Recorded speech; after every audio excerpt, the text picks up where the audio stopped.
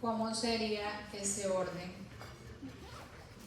de la información?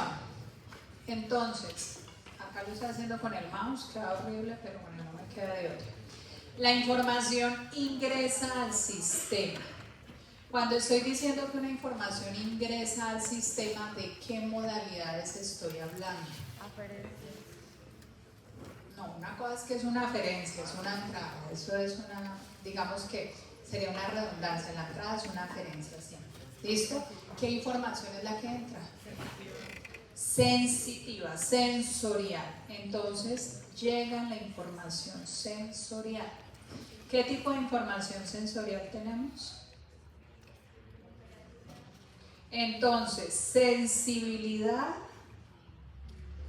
general. ¿Cuál es la sensibilidad general?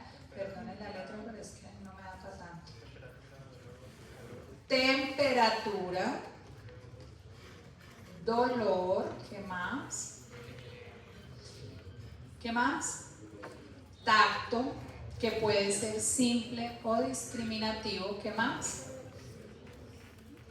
A ver si puedo borrar esto, bueno, se lo voy a poner acá, tacto, ¿qué más? Propiocepción, esto me salió horrible, ¿qué más? Vibración, ¿qué más? Y presión. Esta información se la separé, el dolor y la temperatura se los separé del tacto simple discriminativo, la vibración, la propiocepción y la presión. ¿Por qué se los separé? Porque entran a la médula por vías distintas, suben a la médula por vías distintas. En el tallo también agarran una vía distinta. Llegan al tálamo y ahí hacen un primer relevo o filtro, más bien, ahí se filtra la información y a partir de ahí, ¿a dónde llegan? ¿A qué área? A la 312. A la 312. Entonces en el área 312 es un área sensorial primaria. ¿Por qué hablamos de áreas sensoriales primarias? Porque es el primer punto donde llega la información del tálamo y llega con alta especificidad. ¿A qué me refiero con alta especificidad? Que cada punto que tenemos referenciado por cada uno de nuestros dermatomas llega a un punto específico del área 312 y por eso ustedes vieron un homúnculo que se llama el homúnculo sensorial. ¿A qué responde eso? Que hay unas unidades sensoriales que recogen la información y llegan y se representan en un hombrecillo mal hecho. ¿Por qué es un hombrecillo mal hecho? Porque ustedes se dan cuenta que el dorso es chiquitico, las manos son grandotas, ¿sí? Los pies también. ¿Por qué es así? Porque realmente no está haciendo referencia al tamaño del área, sino a la variabilidad de sensibilidad que yo puedo recoger allí. Entonces, miren que en la mano nosotros tenemos, ¿cierto? ¿Qué tipo de epitelio hay acá? ¿Ustedes ya vieron piel o todavía no? Bueno, ustedes ven las huellas dactilares, ¿cierto? ¿Esto para qué nos sirve a nosotros?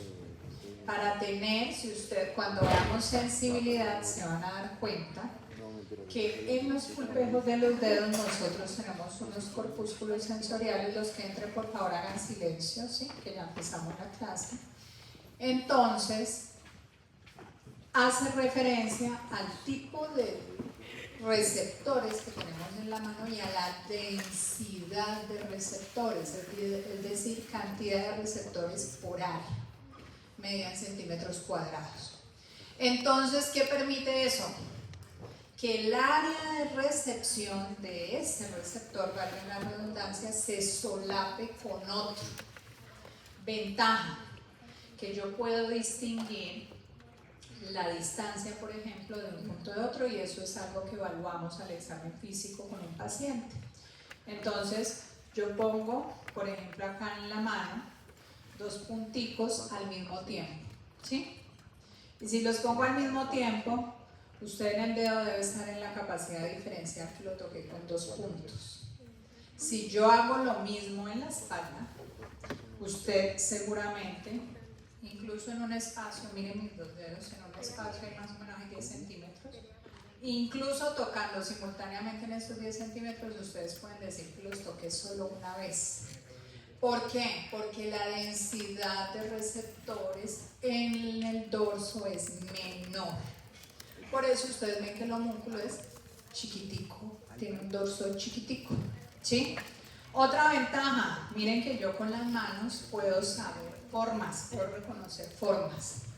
Es decir, que tengo un gran área dedicada de mi corteza a procesar esa información. Yo puedo saber si esto que estoy tocando es liso o si es rugoso, ¿sí? Sin mirar, solo tocando. Puedo describir la forma, que esto es cónico, ¿cierto? O que es plano. Eso lo puedo hacer con la mano y también lo puedo hacer con la lengua. Por eso ustedes ven que la lengua del homúnculo sensorial es grande. En cambio el dorso es chiquitico. Yo pongo este micrófono en mi dorso y seguramente no voy a saber la forma. Ensáyenlo, ¿no? Y se darán cuenta que si se tocan con algo en el dorso no alcanzan a describir una forma, es decir, la tridimensionalidad del objeto, no la entienden. ¿Estamos claros? Entonces, por eso ustedes ven que el área 3, 1, 2 se organiza así. ¿Listo? Ahora, les pregunto yo, ¿y qué pasa si yo no tengo brazo? Ojo, si nací sin brazo, ¿cómo es mi homúnculo motor? Mi homúnculo sensorial, perdón. ¿Más pequeño? ¿Tiene el otro brazo o no lo tiene? Sí. ¿Sí? ¿Ustedes qué dicen? Estoy tratando de que cojan esa información que vieron esta semana y lo pongan en práctica. ¿Ya? ¿Qué pasa si yo nazco sin un brazo? ¿Tengo mi homúnculo sensorial con la representación del brazo que no tengo, sí o no? No. No hay neuronas dedicadas para eso, porque no hay brazo. Y por eso el sistema, ustedes se dan cuenta que la maduración y la mielinización es postnatal. Yo necesito del estímulo sensorial para que esas áreas se terminen de organizar y de mielinizar. Si no hay brazo que sienta acá, entonces estará en mi otro lado y seguramente, miren, el sistema busca una manera de compensar y probablemente la representación de los pies sea más amplia, tratando de compensar. Ahora, ¿qué pasa si a mis 40 años pierdo la mano o pierdo todo el brazo? ¿Qué pasa con el homúnculo sensitivo? ¿Existe o no? Ajá. Y entonces luego, ¿qué va a pasar? ¿Se va a atrofiar? ¿Se qué? ¿Se atrofia? ¿Se qué? ¿Se reduce? ¿Ustedes qué dicen? ¿Desaparece o no desaparece las áreas el área cortical que estaba para ese brazo?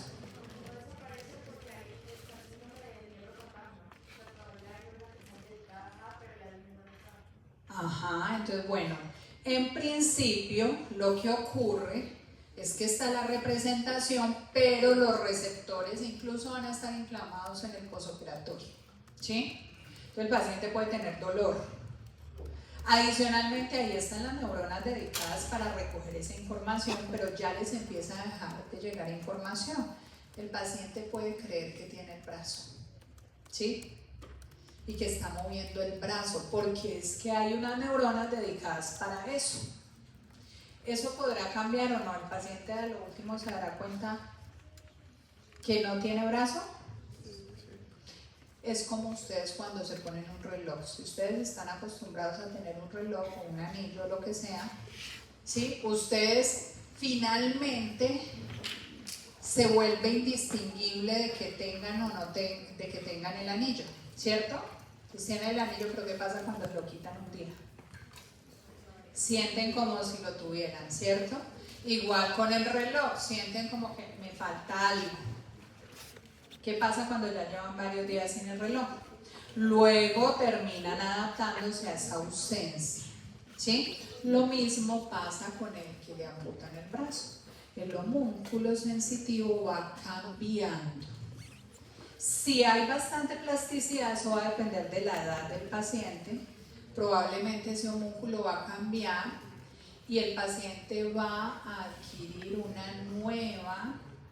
Esas neuronas que quedan ahí, ¿se mueren o no se mueren? ¿Ustedes qué dicen? Obvio no se van a morir, no hacen apoptosis, no se mueren. Pero probablemente se va a ampliar ese homúnculo y va a tener, por ejemplo, si no tuviera los dos brazos, me amputan los dos brazos, entonces probablemente yo voy a compensar con los pies o con otra área corporal, pero sobre todo con los pies, y mi homúnculo cambia. Entonces, en resumen, el homúnculo se parece mucho entre cada uno de nosotros, pero tiene variaciones, ¿sí? Por eso hablamos actualmente, por ejemplo, en psiquiatría de trastornos somatomorfos, ¿sí? Realmente hay una alteración, entre comillas, cortical, y el paciente que tiene anorexia se ve gordo en el espejo, ¿ya? Se ve gordo. Y al verse así, pues tiene una actitud compensatoria que puede ser inducirse el vómito, ¿sí? En la bulimia o no comer, etcétera, etcétera, ¿sí? Porque lo ve así. Entonces miren que acá ya es algo más relacionado con lo visual, pero eso tiene injerencia en cómo es mi homúnculo sensorial. ¿Estamos claros hasta ahí? Entonces, no en todos va a ser exactamente igual ese homúnculo sensorial y va a tener transformaciones. Entonces, ¿qué información llega al área 312? Dolor y temperatura, tacto, que puede ser superficial, ¿sí? O profundo, la propiocepción, la vibración. La propiocepción, acuérdense que es la capacidad de diferenciar, ¿sí? Estas articulaciones como propias, por eso lo evaluamos en las articulaciones, ¿ya? Y la vibración también la evaluamos en las articulaciones con diapasones que vibran, los ponemos en las prominencias óseas y con eso verificamos si el paciente siente esa vibración. Todas esas vías, mírenlo tal cual, se lo deben aprender porque lo tienen que tener hasta que se gradúen y mucho después. Yo tengo que evaluar en el paciente el dolor, la temperatura, que diferencia el calor del frío, la propiocepción, se la tengo que evaluar al paciente, la vibración, ¿sí? La presión, ¿ya? Todo eso lo tengo que evaluar. Entonces, todo eso, cuando hablamos de áreas sensoriales primarias, como la 312, ¿sí? Entonces, acá ustedes me entienden el otro, 1 y 2, es porque acá llega la información del tálamo directamente acá y hay una representación asociada con los dermatomas. ¿Estamos claros? ¿Qué otra información sensorial llega? A ver, ¿por qué no hablan? A ver, que eso ya lo saben. ¿Qué otra información sensorial llega a nuestro sistema? La audición, la visión. ¿Cuál? Entonces, el olfato, pero lo voy a dejar de último y ustedes saben por qué, deben saber por qué. ¿Qué otra información sensorial? Audición. La visión. Entonces, la visión. Miren que para cada modalidad sensorial hay un receptor. ¿Quién recoge la información del medio? Entonces, en este caso es el ojo, específicamente la retina y específicamente unos conos y unos bastones que luego miraremos toda la vía. ¿Hasta dónde debe llegar toda esa vía de manera directa? Hasta el tálamo nuevamente. Miren que ahí ustedes ya van entendiendo qué es el tálamo. Es una región que filtra la información. Lo que yo quiero ver, lo que yo quiero sentir, eso es lo que llega a las áreas primarias sensoriales, ¿sí?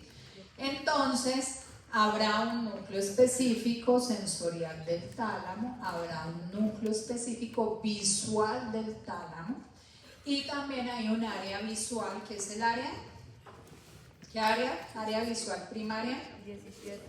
17. Muy bien. ¿Qué otra información sensorial? El gusto. El gusto.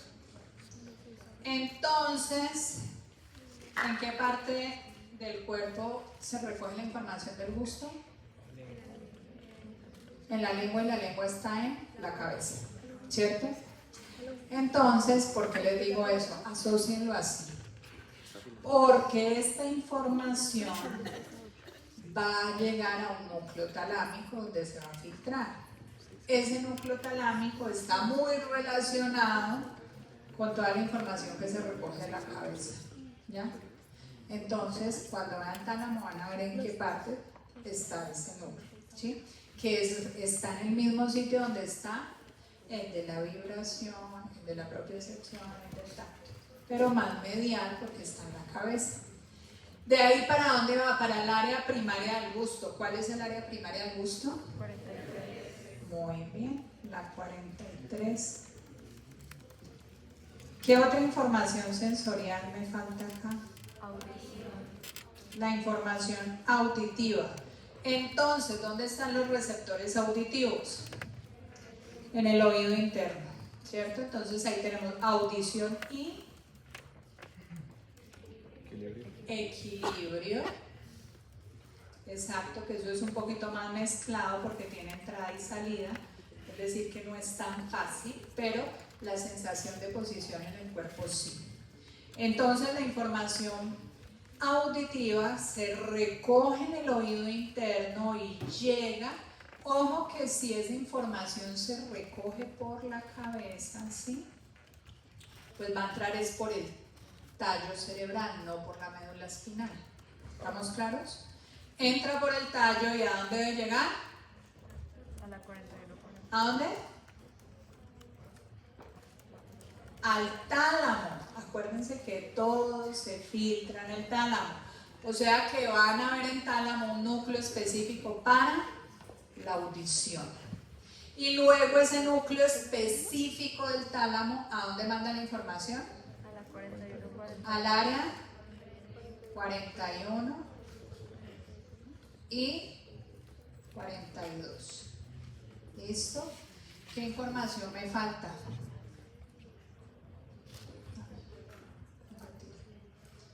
¿Qué información falta?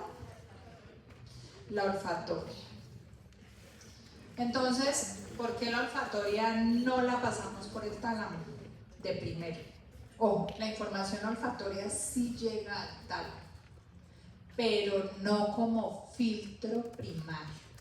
Es decir, yo huelo y la información no es que llegue directo al tálamo y el tálamo filtre qué es lo que yo quiero oler o no. Yo huelo todo y todo eso llega directamente a la corteza cerebral. No hay un área específica, pero más o menos sería entre el área, a ver, yo les digo, ahí sería más 37, 28 aproximadamente, que es lo que está en el uncus. ¿Se acuerdan del uncus? Y de la corteza entorrinal. Bueno, ahí llega información olfatoria directa. También va a llegar a la amígdala directa, que luego van a ver que es la amígdala. Entonces, ¿cuál es la diferencia aquí? Que la información olfatoria no se filtra en el tálamo, pero sí hay una forma de filtrarla, y ese filtro ocurre justo, ¿se acuerdan dónde está el etmoides? ¿Sí? ¿Se acuerdan los filetes olfatorios? Justo ahí llegan a algo que se llama el bulbo olfatorio. Ya saben cuál es el bulbo olfatorio, ¿cierto? Y el tracto olfatorio. En el bulbo les puedo decir que hay una especie de tálamo solo dedicado a la información olfatoria, ¿ya?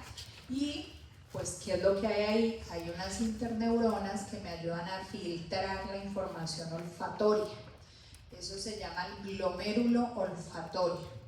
Y son los responsables de que esa información olfatoria yo me acostumbre a ese olor o no, ¿ya? Si ustedes se dan cuenta, uno siempre se acostumbra a los olores. ¿sí? Se adapta al olor. Y esa capacidad está dada por ese glomérulo que hay ahí. Luego esa información va a llegar directamente a áreas corticales y no al tálamo de manera directa. ¿Y qué va a pasar luego? Luego influirá en algunas áreas prefrontales, también llegará al tálamo, pero ya de manera secundaria. ¿Ven? Que acá hay una excepción a la regla de que toda la información olfatoria, sensitiva debe filtrarse en el tálamo, menos la olfatoria. ¿Listo? Esa llegará mucho después, ¿sí? Primero llega a áreas corticales y luego llegará al tálamo. ¿Estamos claros? ¿Sí? Y eso también tiene una respuesta embriológica, y es que el bulbo olfatorio sale de la vesícula telencefálica. En cambio, ¿el tálamo de qué vesícula sale?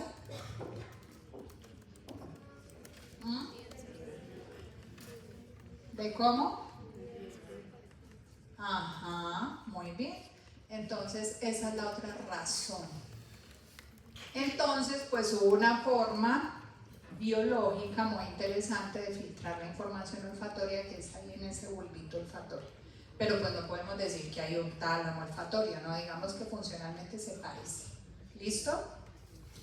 Entonces, con eso ustedes se dan cuenta que qué característica tienen todas estas áreas primarias sensoriales. Que la información llega en primer lugar, ahí es el relevo principal. Y así como lo dijimos en el área 312, que hay un homúnculo sensitivo, la información visual también se organiza de acuerdo a lo que yo veo en cada campo visual, se organiza en la corteza. La información auditiva también, los tonos altos y bajos y agudos y graves se van a distribuir en áreas específicas en cada punto de relevo. Y cuando les digo en cada punto de relevo es desde que salen, por ejemplo, de la retina. Yo ya sé qué información va por un lado, por el otro, por el centro, y cómo va variando y cómo llega al área 17 y cómo se distribuye, y eso ustedes luego se lo aprenderán. ¿Por qué se lo deben aprender? Porque funcionalmente lo deben ver en el paciente. Entonces, que el paciente no ve por acá. ¿Eso en qué parte de mi vida visual está? Que el paciente no ve acá y acá. Eso me indica otra área cortica, otra área en la vía visual. Que el paciente solo ve el túnel y no ve el resto. Entonces, ¿eso dónde está? Eso ustedes lo deben evaluar en el paciente. Y si ustedes ya se aprenden el área visual, ustedes ya pueden decir, esa lesión no está en la retina, esa lesión está en el quiasma. O no, esa lesión no está en el quiasma, sino en el tálamo. Y lo que yo busco en cada área para mi paciente es distinto, ¿sí? No, esa lesión está en el área 17, entonces me voy a buscar algo. La instauración fue aguda, de pronto entonces fue que hizo un trombito por allá. La instauración fue crónica. Lo que el paciente, lo que tiene ahora es una alucinación visual, eso es distinto, ¿ya? Entonces, por eso, saber cómo se distribuyen cada una de esas fibras es el objetivo de este curso, para que ustedes luego lo vean funcionalmente. Igual pasa con la información auditiva, ¿sí? Por tono se distribuye desde que está en el oído interno. Ahí tenemos unas células receptoras que recogen los sonidos altos, luego los bajos, ¿sí? Y así se van por toda la vía auditiva hasta que lleguen al área 41-42. Entonces, decimos que hay una orientación de esas neuronas tonotópicas, si es auditiva, viscotópicas, si es visual, somatotópicas, si es sensorial. ¿Estamos claros? Entonces, a eso responde un área primaria. El área primaria recibe información de núcleos específicos sensoriales que también tienen el nombre núcleos de relevo del tálamo. ¿Listo? Ahora, yo recojo la información de color, yo recojo el tacto, cualquiera que sea, dolor o temperatura, yo recojo la información auditiva, pero ¿qué debe pasar con eso? Que la información, por ejemplo, si es auditiva, yo tengo que saber de dónde viene. Si viene del lado derecho, del lado izquierdo, de pronto si es abajo o arriba, eso no lo podemos discriminar nosotros, ¿sí? Tenemos también que saber de dónde viene esa información de colores, o de blanco y negro que detectan mis conos o bastones, pues yo lo tengo que ver en el espacio. Y verlo en el espacio y ver la tridimensionalidad, o saber que lo que me está tocando es redondo, ¿sí? O está frío o está caliente y lo caracterice, implica que eso no se procesa solo en el área primaria. ¿Dónde debe pasar? A un área sensorial secundaria. Entonces, ¿qué hacen las áreas secundarias? Sensoriales. ¿Qué hacen? Son las que me ayudan a darle la forma al objeto espacialmente, ¿cierto? Son las que me ayudan a ubicar la fuente de sonido, ¿sí? ¿Cómo? Entonces, para eso sirven las áreas secundarias. Entonces, para el área secundaria visual, ¿cuáles son? 18, 19, me ayuda a identificar ese objeto en el espacio y a identificar el movimiento del objeto. Entonces, con el área primaria yo veo que esto es negro, pero cuando yo hago esto, ya lo empiezo a ver con las áreas primarias y secundarias, y cuando yo ya sé que esto es cónico, entonces, o es tubular, esto ya es área 18 y 19. ¿Estamos claros? ¿Sí? Lo mismo con la información auditiva. Entonces yo escucho, ¿cierto? Un tono alto o bajo, pero saber de dónde proviene, necesito las áreas auditivas secundarias. Ahora pónganle más cositas a ese sonido. ¿Ese sonido será peligroso o no? Miren que no es lo mismo escuchar una melodía que una explosión, ¿cierto? La explosión tiene el detonante para mí de que es algo peligroso y me resguardo, ¿ya? Y eso es un reflejo, ¿ya? Biológicamente, en toda la evolución, entonces hemos aprendido que ciertos decibeles terminan siendo peligrosos, ¿ya? Entonces ahí aparece el instinto de supervivencia. Igual con el gusto. Entonces, hay comidas que son muy ricas, pero yo ya sé y ustedes ya saben desde muy chiquitos que esa comida es peligrosa y no la prueban, ¿sí o no? O que este olor no es, sí, huele por ejemplo a descomposición, entonces eso no lo pruebo. Miren que el olfato, el gusto y mucha información sensorial nos da esa connotación de protección, de supervivencia. ¿Listo? Entonces, con eso ustedes ya saben que hay otras áreas que se involucran en el procesamiento de la información. El sonido me agrada o no me agrada. Áreas secundarias, auditivas, y ahí vamos a incluir otras. Por ejemplo, otras estructuras como la amígdala, que luego veremos después, ¿sí? Entonces, para eso nos sirven las áreas secundarias. Entonces, las 5 y las 7, que es la somatosensorial secundaria, ¿para qué me sirve? Para definir la forma de los objetos. Ustedes pueden identificar una forma cerrando los ojos, ¿cierto? Entonces, para eso sirven las áreas secundarias. ¿Estamos claros? ¿Qué quiere decir? Pues que la información que llega a esas neuronas, ustedes ya vieron corteza cerebral, entonces, ¿a dónde llega la información talámica? ¿A qué lámina cortical? La talámica específica. ¿A cuál? A la 4.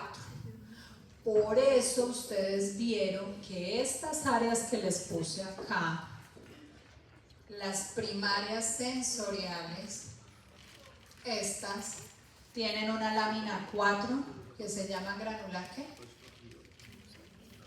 ¿Granular qué?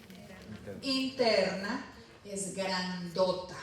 ¿Por qué es tan grande? Pues porque tiene que recoger la información punto a punto de cada partecita, definiendo o ese músculo sensorial o esa información visotópica o la tonotópica. ¿Listo? Las áreas secundarias sensoriales pues ya no tienen una lámina 4 tan grande, porque es secundaria. Entonces, ¿qué quiere decir eso? Que el área primaria le manda información a las áreas secundarias, es decir, la 312 a la 5 y a la 7, la 17, la 18 y la 19, la 43 no tiene exactamente un área secundaria, Y la 41, 42 a la 21 y 22. ¿Sí? Entonces, ¿de dónde salen esos axones? ¿De qué neurona? ¿Dónde está la neurona que sale de estas áreas para llegar a esta? ¿Qué fibras son esas? ¿Serían de la tercera lámina? No son de proyección, las proyecciones bajan, salen por la sustancia blanca subcortical, pero bajan más. ¿Cuáles serán? Ahí estamos repasando corteza. ¿Cuál? ¿La qué? Por ahí lo dijeron. ¿Cómo se llaman las fibras? Si van, miren que es muy sencillo, pónganle sentido lógico. Si sale de esta arriba para esta. Córtico-corticales. ¿De dónde salen las fibras córtico-corticales? ¿De la lámina qué? 3, la 3. Acuérdense que todas las láminas que tengan neuronas piramidales, como la neurona principal de esa lámina, son de proyección o son córtico-corticales, es decir, el axón siempre sale de la corteza y va para otro lado. Si es la 5, entonces acuérdense, ¿cuáles son las láminas que tienen piramidales como principales? La 3, la 5 y la 6. Sencillo, o sea que son esas 3 láminas las que se proyectan a otro lado. La 3, córtico-cortical, o sea que se va a proyectar ¿a dónde? A la 2 de otro lado. A la 2 de otro lado. Las 5 son las de proyección. ¿Para dónde van? O para la médula, o para los núcleos de la base, o para el hipotálamo, sí, o para el tacho. ¿Listo? Ahí ustedes le ponen el nombre que quieran, entre comillas, de los que son.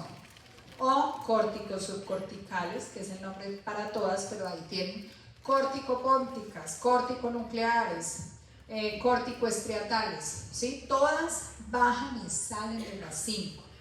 ¿Y cuál me queda faltando? Las de las 6, ¿para dónde van? Para el tálamo, o sea que son córtico-talámicas. ¿Y listo?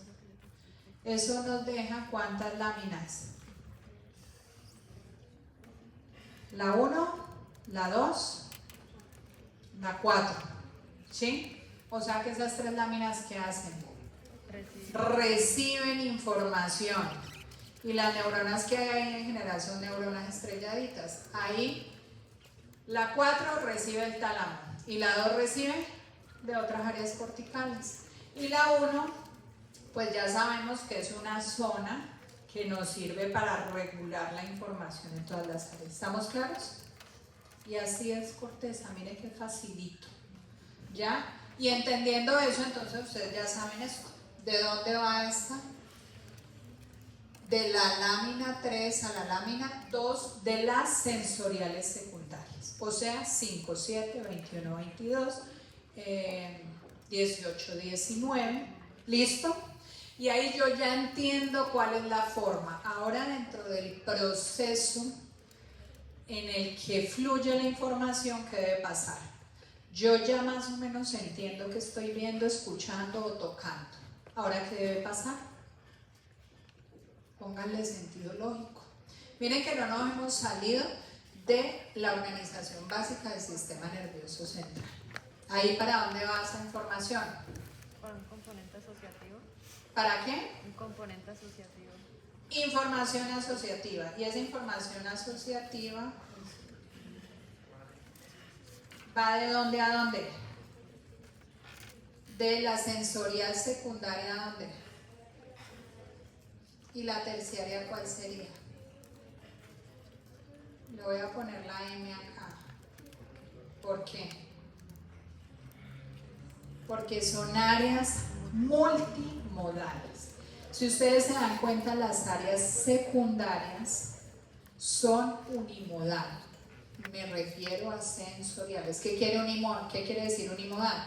Pues que del área 18 y 19 es unimodal porque recoge información visual exclusivamente.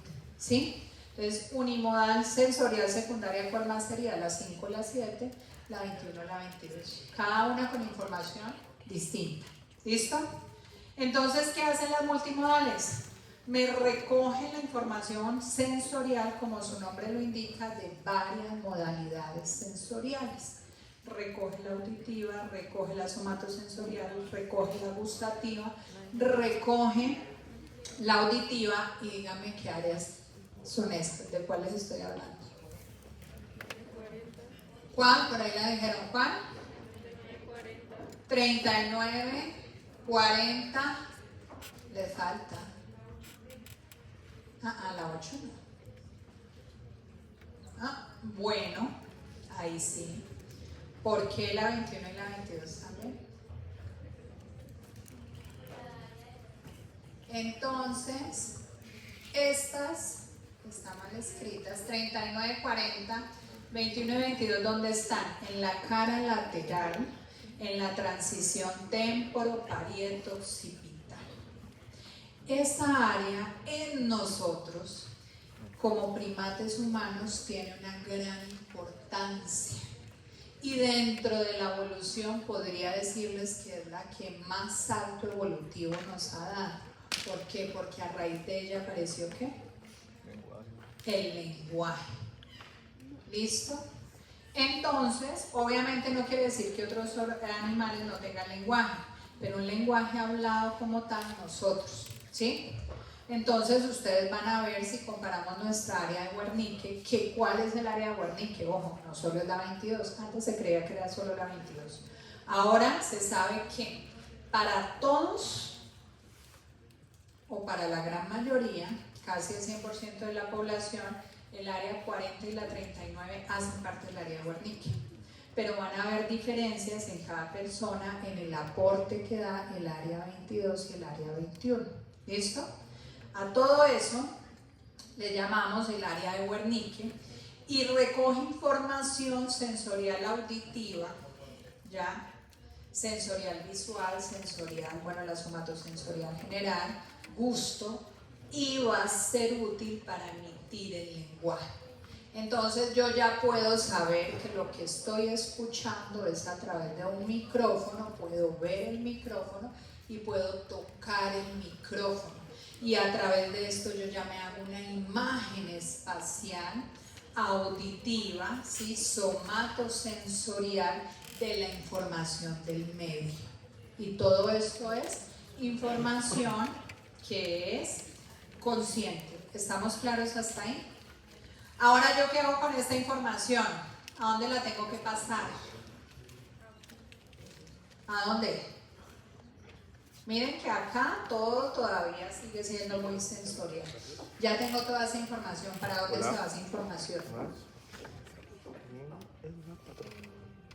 Lo escucho. ¿Para dónde? Sí. Mariana. Falta. ¿Para dónde? Es guerra. Miren que acá yo ya entré. Estas áreas multimodales hacen parte de la asociación. ¿De 2 o 4? Acá, ¿qué me falta? También de 4. Ahora, ¿para dónde pasó esa información? ¿Para dónde? Área motora. ¿Para el área motora? Eso solo pasaría si fuéramos reflejos. Si fuera reflejo, entonces paso derecho de la sensorial a la motora. Entonces, ¿qué me falta acá? Asociar. Un fascículo arcuado que me va a pasar la información ¿a dónde? Ojo que no solo es el arcuado, son varios. Arcuado, alucinado. La información del área de Wernicke pasa a la de Broca, pero no solo a la de Broca. ¿A dónde más va a pasar? ¿A la 4 directamente? Ustedes lo que sienten lo dicen de una vez, lo que ven lo dicen de una vez. A la 24. Entonces, ¿qué debe pasar? ¿A dónde? ¿A las 6? Bueno, yo creo que si eso fuera así no tendríamos la evolución que tenemos ni estuviéramos en la punta de la pirámide alimenticia, entre comillas. Porque entonces solo seríamos reflejo. ¿Qué pasa? ¿Qué áreas me faltan acá? ¿Cuáles? Me tocó con ella el martes, con Stein. ¿Era el hijo de ella? Se me quedaron acá en el flujo de información, Es un se apellido particular. bloquearon. Con Stein son... Si están bloqueados y no saben responder es por qué. ¿Dónde tienen la información que todavía no me han podido sacar? ¿En dónde? Victoria con Stein. En el prefrontal. ¿Y qué hay en el prefrontal? ¿Qué tobillo. áreas? Todas las áreas asociativas, Era como planta, pero es se llama esto que hay acá, pero ¿qué característica tienen? Hola. ¿Qué son qué? ¿Te parece esa pata? Están por encima de todos los modos, tanto motor como sensorial, se llaman áreas Sánchez Rodríguez Flecha. supramodales. Y acá pongan todas las que ustedes saben. ¿Cuáles? En la cara lateral, entonces incluyan la 8, incluyan la 9, la 10, la 12, 47. En la cara orbitaria incluyan 14, 11, 13. En la cara medial incluyan 24, las mismas 8, 9, 10, pero además incluya 24, 33, 32, 28 en el temporal, 28 en el temporal, 37, 38, todo eso, que incluso lo armó en el temporal, son asociativas supramodales. ¿Para qué sirven entonces? Para que yo mande la información por el arcuado, por el ilucinado, por todos esos fascículos del temporal hacia allá. Para darle una respuesta más compleja al estímulo que Exacto, recibí. muy bien. Entonces, ojo, que lo que yo filtro con mi tálamo no es lo mismo que cada uno de ustedes filtra. Por ejemplo, pueden que el chisme que ustedes estén contando ahora de X cosa que les pasó, a mí no me importa. Entonces, ¿eso qué quiere decir? Pues que mi tálamo va a filtrar eso que no me interesa. Pero probablemente por acá están hablando de algo más interesante y yo le paré más bola a esto. Entonces, con eso yo hago un constructo, ¿ya? Hago una imagen sensoriomotora. Estoy hablando en conciencia, cuando estoy consciente, alerta. Yo hago mi imagen sensoriomotora, entonces, por ejemplo, el que me robó, así sea, que a mí me hayan robado con mi amigo, mi imagen sensoriomotora es muy distinta a la de él, porque yo filtré algo que me interesó de esa situación, que me impactó, que al otro no. Con eso yo hago una imagen, mando esa información a mi prefrontal y ahora ¿qué hacen mis áreas prefrontales? Entonces depende de la cara que estemos hablando. Y me voy a ir un poquito hacia adelante para que lo veamos. Todos ustedes ya lo han visto, así que yo no voy a hacer detalle en esto. Entonces, no es lo mismo la información del prefrontal en la basal, en la lateral o en la medial. Las áreas que hay en la región orbitaria y las pueden ir marcando, ¿sí? En sus diseños o en sus dibujos. Me voy a ir acá, creo que acá no tengo una basal, sí, por acá tengo una prefrontal basal. Acá. Entonces, giro recto. ¿Qué área es? 11 y 14. 14. Giro orbitario medial, 11. Giro orbitario anterior, 10. Giro orbitario lateral, 12:47. Y giro orbitario posterior, 13. Entonces ustedes dirán, ¿y para qué son esas áreas? Ojo con lo que les estoy diciendo. La información viene, ¿cierto?, del temporal. Y miren que en el temporal vamos a encontrar estructuras bien interesantes, ¿cierto? La información olfatoria que llegó directa. Vamos a ver la amígdala, que lo van a ver la próxima semana. ¿Sí? ¿Dónde está? Entonces, ¿yo qué hago con toda la información que me llega? Yo puedo catalogar la información y decir, con mi temporal, primero, ¿dónde estoy ubicado? Conscientemente.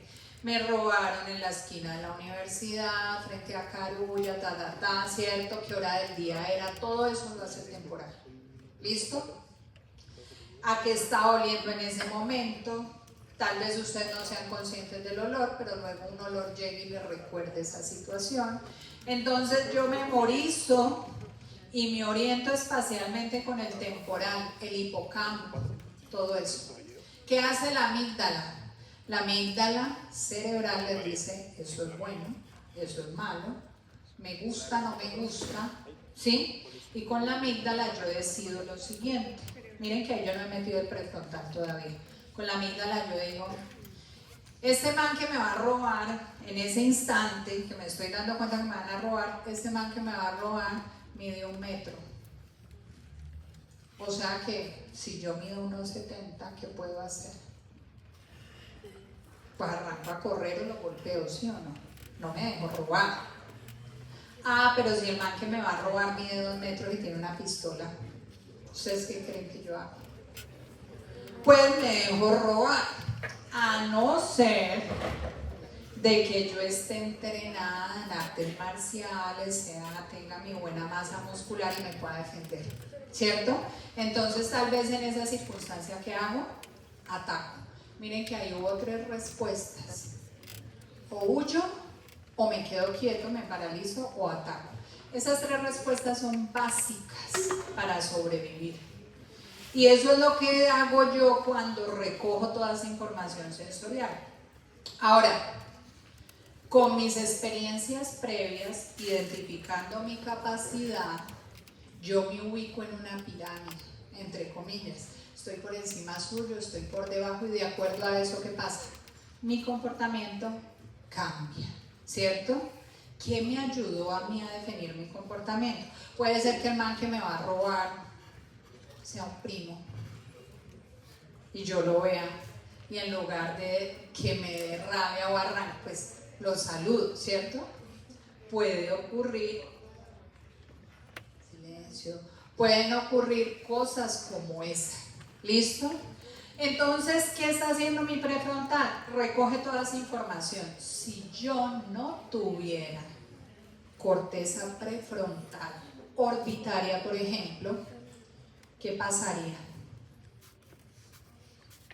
¿Para qué me ayudan esas caras orbitarias? Lo vieron en el caso que les mandé en el paper. Con la personalidad del juicio moral. Entonces, ¿para qué me sirve esa corteza orbitaria? 1, para identificar lo bueno de lo malo. Pero lo bueno de lo malo, ¿cómo lo identifico? Eso es una experiencia social. Yo lo bueno de lo malo lo identifico con mi crianza, ¿sí? Entonces, en mi proceso de formación, a mí me enseñaron que andar con ropa es lo adecuado aquí en Cali, ¿cierto? Pero puede ser que en el Amazonas, pues eso no es lo adecuado, sino que pertenezco a una tribu y allá como carne humana, ¿cierto? Estoy exagerando, pero todavía hay canibalismo. Y la ropa, y no me pongo ropa, ¿cierto? Entonces, por eso, la información de la corteza orbitaria depende mucho del ambiente donde yo me educo. Porque ahí es donde a mí me enseñan qué es lo bueno y qué es lo malo. Entonces, en el caso de Phineas Gage, entonces había una regulación social. Como la barra le entró por la región orbitaria, ¿qué pasó? Perdió el freno de las emociones. Lo que yo siento lo digo y lo hago. Entonces, a mí me dio rabia, mi amígdala pensó que esto me dio rabia por mis experiencias pasadas, y ¿yo qué hago? Ataco. No mido las circunstancias ni identifico el ambiente para responder. Cada uno de ustedes identifica el ambiente para responder. Algunos tienen sus problemitas, ¿sí? Entonces llegan a un espacio y como que no se orientan y van hablando duro, van respondiendo duro, no miran que hay jerarquías. Entonces, ¿para qué me ayuda mi corteza orbitaria? Para frenar la emoción, para que todo eso que es tan límbico, tan basal, es decir, es una información que responde al instinto, eso nos va haciendo diferentes de otros organismos. Entonces yo ya no respondo al instinto, sino que me freno por lo culturalmente aprendido. Y ahí aparece lo que es el constructo de ética y moral, ¿sí? Eso es un constructo social y depende, por lo tanto, de dónde yo crezca. ¿Listo? Entonces, eso es lo que hace la corteza orbitaria. ¿Qué pasó con Phineas Fletcher? Pues empezó a ser desordenado, grosero, a tener conductas sexuales inapropiadas, es decir, no podía frenar el instinto. Lo que piensa lo dice, ¿cierto? O lo hace, lo ejecuta. Eso es lo que hacen todas las que hay allí.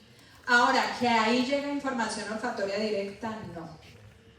A la corteza prefrontal, orbitaria, ninguna de las áreas llega información olfatoria directa. Ojo con eso. ¿Qué es lo que sí hace? Pues que si yo huelo algo, ¿cierto?, que me puede ser molesto, puede ocurrir lo siguiente. Yo huelo algo que es molesto, ¿cierto?, y me alejo del sitio o digo que huele horrible. Si es su compañero el que huele horrible, ¿usted qué hace? ¿Se lo dice o no? Depende. Qué tan amigo sea, qué tan... Entonces, ¿qué quiere decir eso? Que mi corteza orbitofrontal sí está siendo regulada por los olores, pero de manera indirecta. Es decir, primero ya ha pasado al tálamo, otras estructuras, luego vuelve al prefrontal, y por eso es que la información sensorial influye tanto, de manera tan directa, sobre la corteza orbitaria, ¿ya? La sensorial, entonces, si me tocan yo respondo, pero yo respondo moduladamente. Por ejemplo, no es lo mismo que a mí me toquen así, ¿cierto? Ejemplo, una cosa es que mi novio me haga así, ¿cierto? Otra cosa es que uno de ustedes me haga así, ¿sí o no? Yo voy a mirar como, a ver, ¿cierto? ¿Quién le da esa connotación? Mi corteza orbitofrontal. Con eso yo digo, o sea, esto está salido de contexto. Este toque no es un toque que para mí sea aceptable de quien debería ser, ¿cierto? Todo eso yo lo hago con la corteza orbitofrontal. Miren, información sensorial, información auditiva, información olfatoria, información gustativa. Es decir, que la información sensorial termina siendo muy derivada, llega ya y va a ser muy importante para definir mi conducta. ¿Listo? ¿Cuál es la diferencia con la corteza prefrontal medial? Entonces nos ubicamos en la medial y díganme cuál es la diferencia con la información que llega acá. Procesos motivacionales. Bueno, acá faltan varias, espérenme, yo me voy, me voy a buscar medial. Ahí. En esa, entonces, ¿cuál es la diferencia con la medial? Procesos motivacionales. Que la información está más asociada con, listo, yo estoy recogiendo información del medio y miren cómo la información entonces de la orbitofrontal va pasando hacia la medial. Tengo todo el contexto, ese contexto sensorial y ese constructo que estoy haciendo me sirve para, entonces, el león me va a comer porque lo tengo al frente, postura mía. Quedarme inmóvil, atacar o huir, ¿sí o no?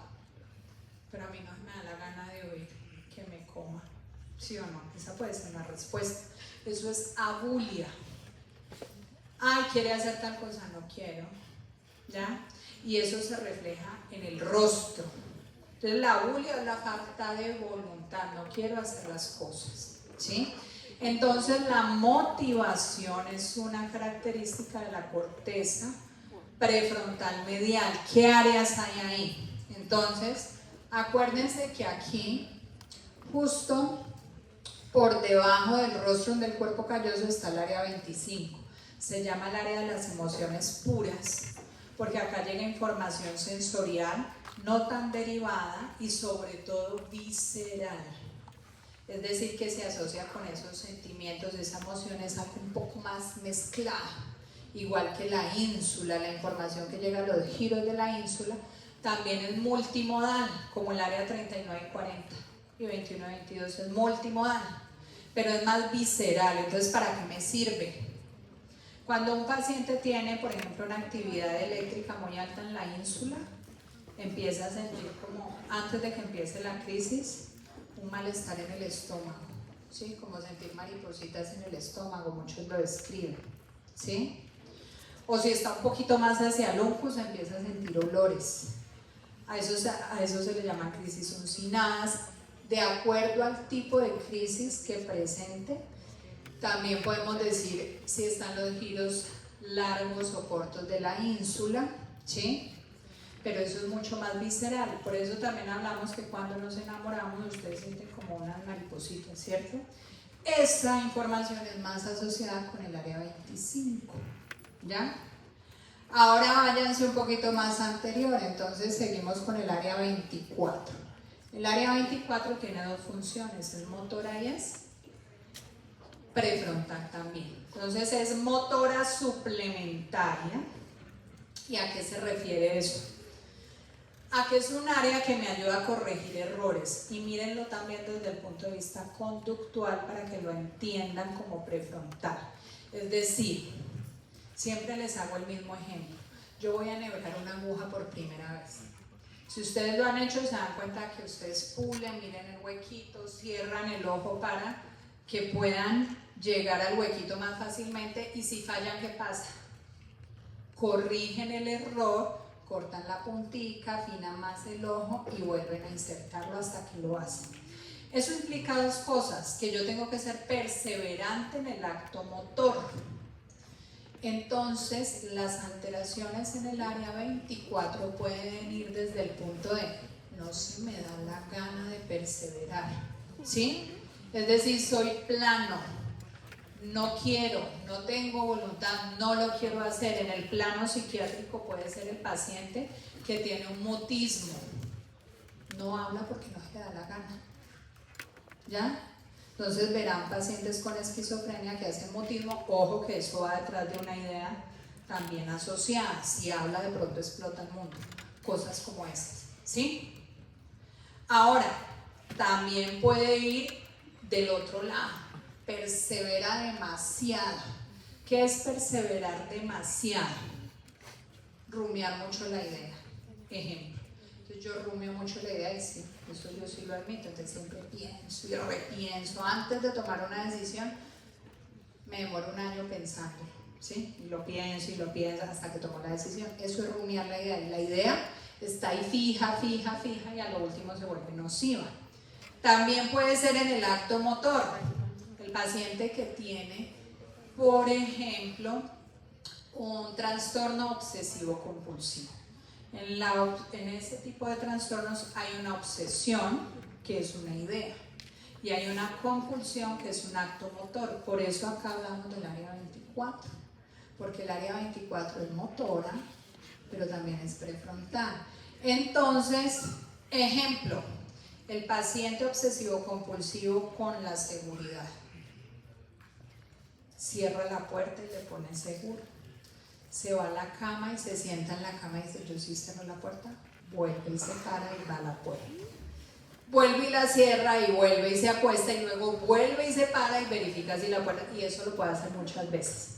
Eso tiene un desgaste, obviamente, motor, y hay una idea obsesiva detrás de eso. Por eso el tratamiento debe ir sobre todo para eliminar esa idea. O el que tiene la idea de limpieza, ¿cierto? Entonces se lava las manos tantas veces que se hacen ya laceraciones en las manos, ¿sí? Porque cree que no está completamente limpio.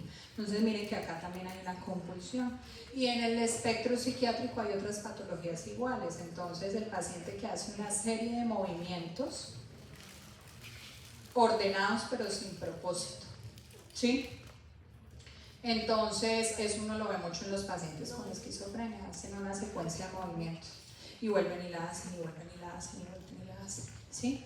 Que ustedes ven que no tiene un propósito. Todo eso es área prefrontal media. También está relacionada esa motivación con el que yo quiera salir con alguien, con el carácter gregario que nosotros tenemos, es decir, socialmente pertenecemos a, ¿sí? Y nos organizamos jerárquicamente además. Ahora ustedes son estudiantes, luego serán médicos, luego serán especialistas, luego serán, rectores de una universidad, etcétera, etcétera.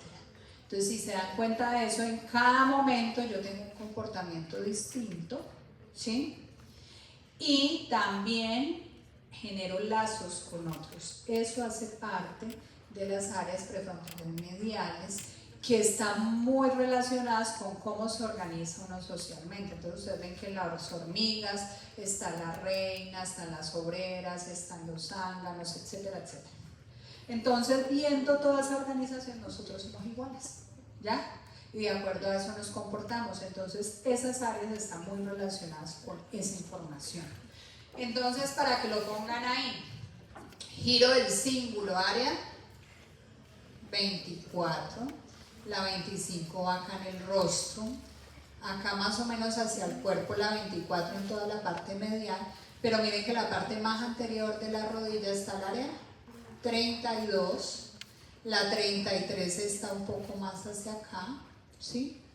Y bien pegado a la porción más inferior del giro del cíngulo está la 23, ¿sí?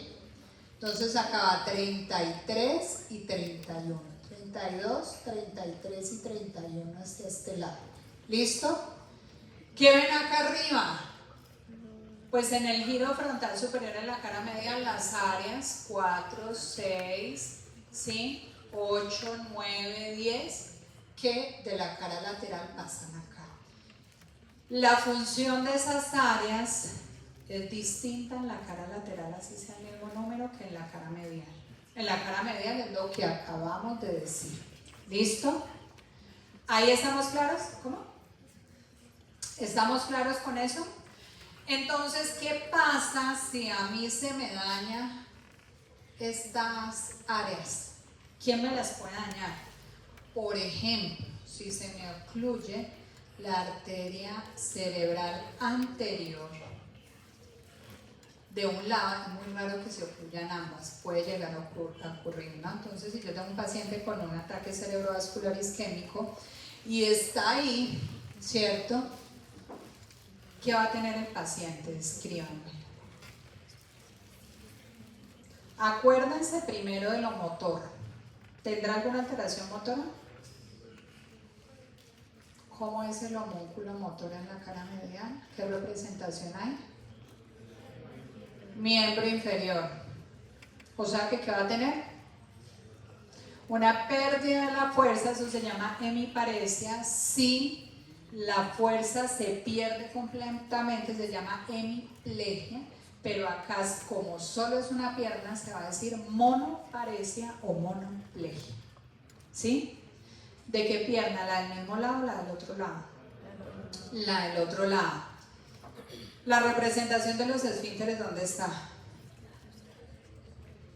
En la cara medial del área motora. O sea, también puede perder el control de esfínteres. Entonces es la persona mayor, el abuelito que no puede mover una pierna y ahora no quiere caminar y la familia interpreta que no se le da la gana de caminar, ¿sí? Que se está orinando, entonces normalmente los identifican tardíamente, ¿no? ¿Por qué? Porque es que el abuelito ya no se quiere parar y se está orinando. Y adicionalmente, ¿cómo está el comportamiento? Aplanado. Está apático, ni se ríe, usted le echa el chiste y no se ríe, ni llora, ¿sí? Y las facies son planas, ¿sí? Es decir, no hay una expresión facial que les diga a ustedes que, y les dice a ustedes, ¿quiere hacer algo o no quiere hacer nada?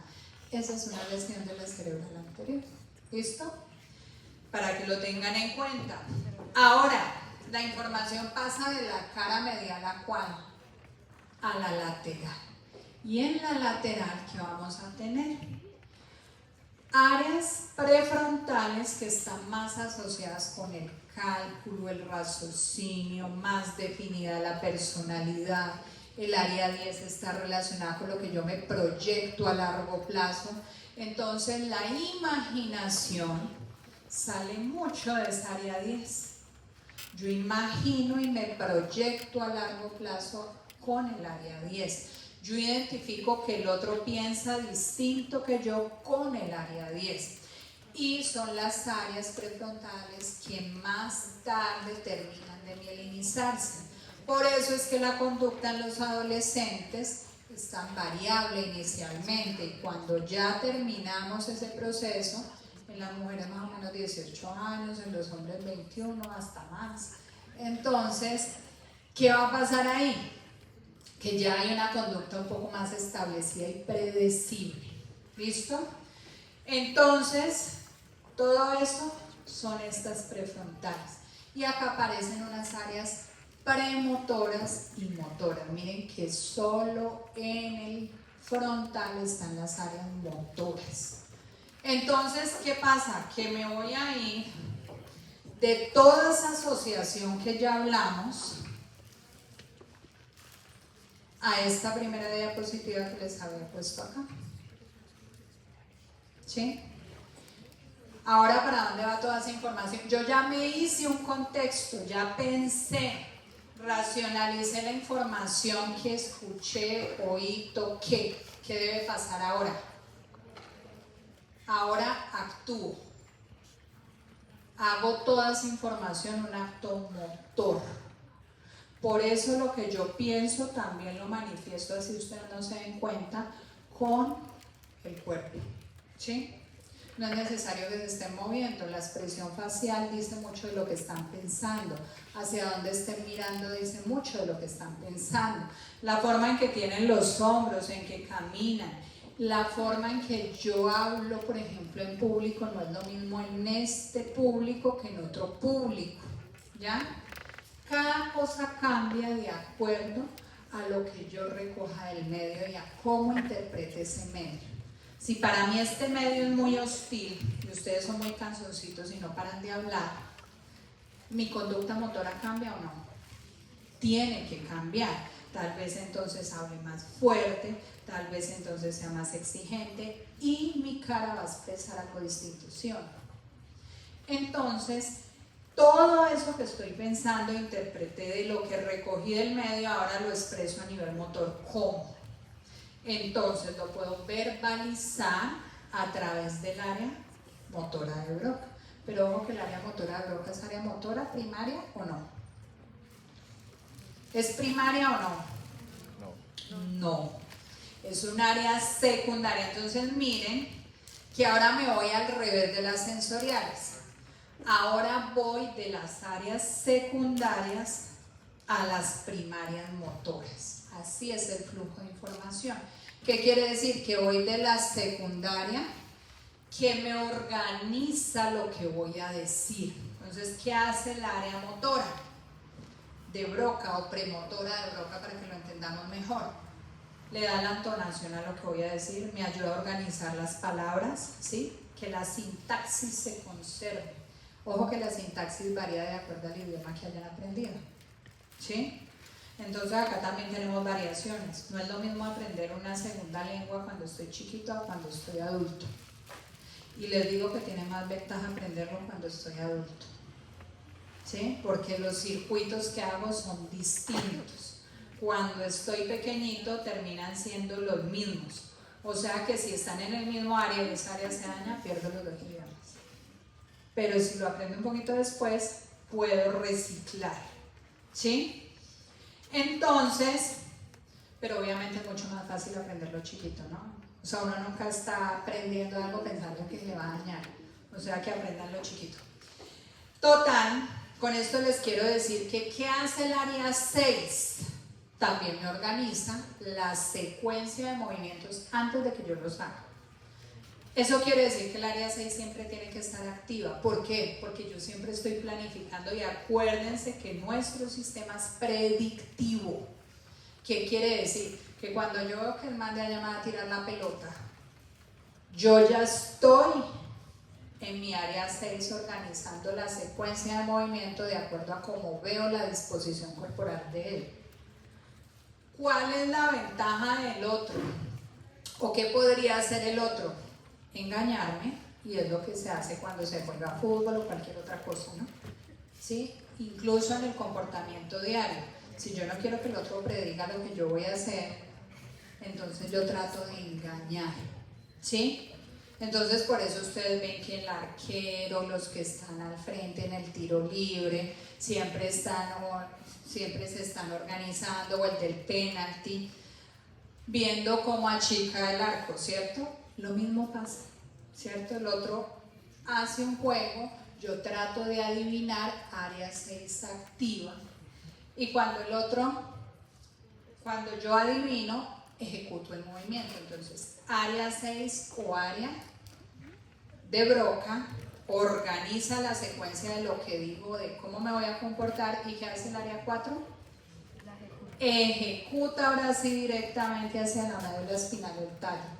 Ojo que esas neuronas del área 4, antes de ejecutarse, ya llegan otras estructuras que van a ver en este corte que se llaman los núcleos de la base y las afinan para que ese movimiento sea preciso, ¿sí? Y yo haga esto y no haga esto, ¿sí?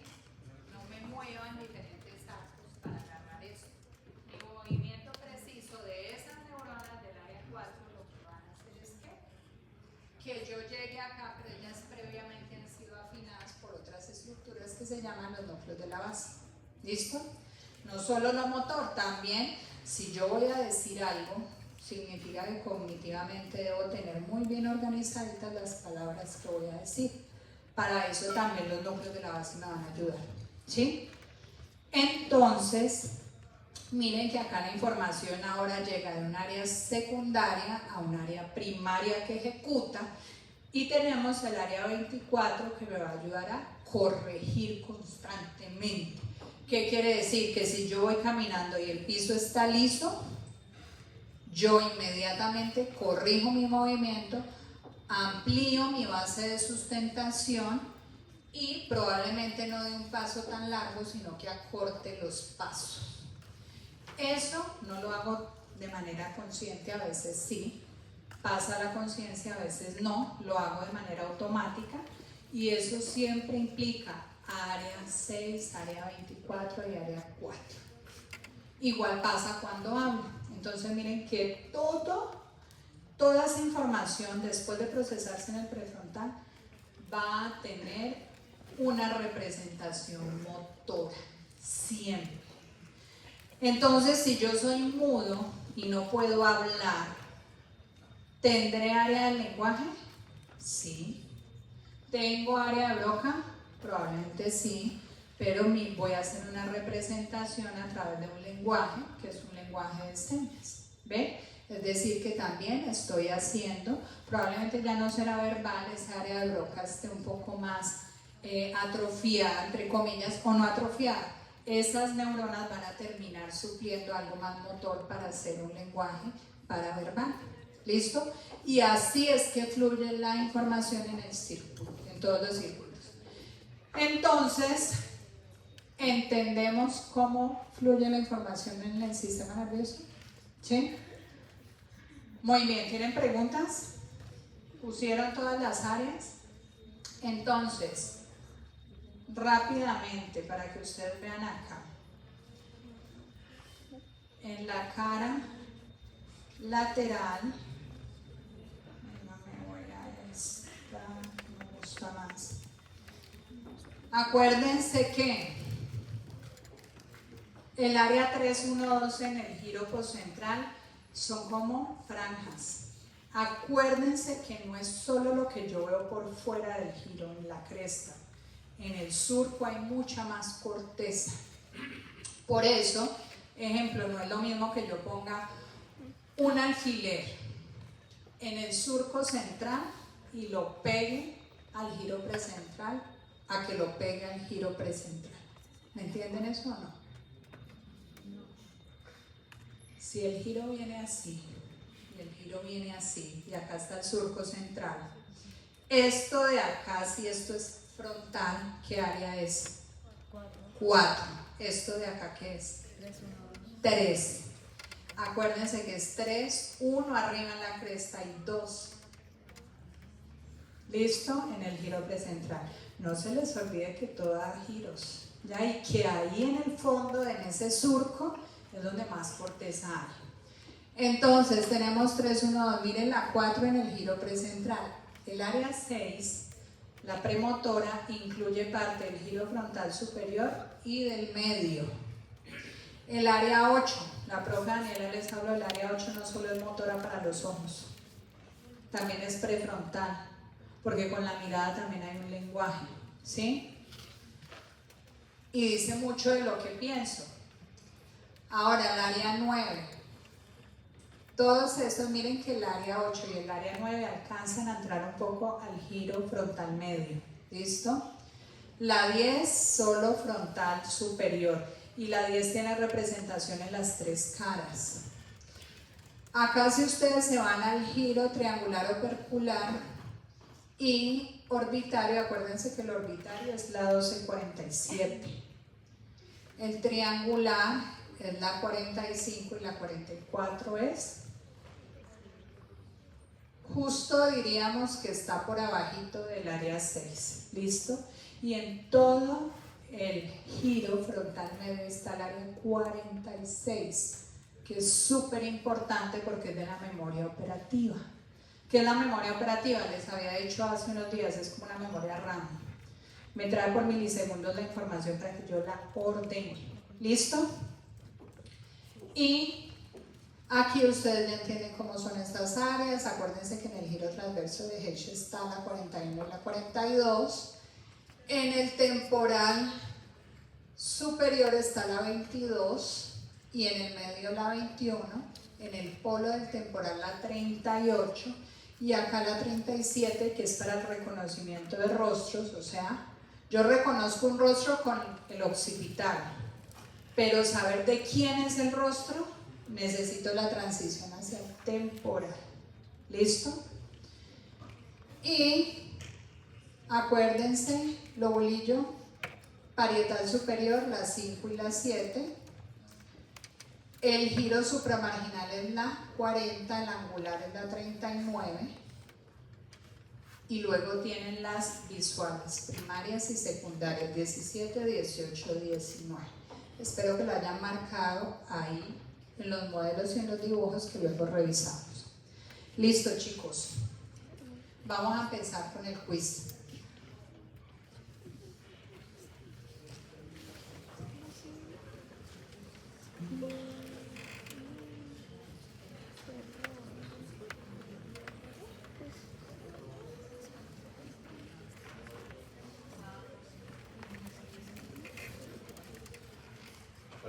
Hola chicos, ¿cómo están?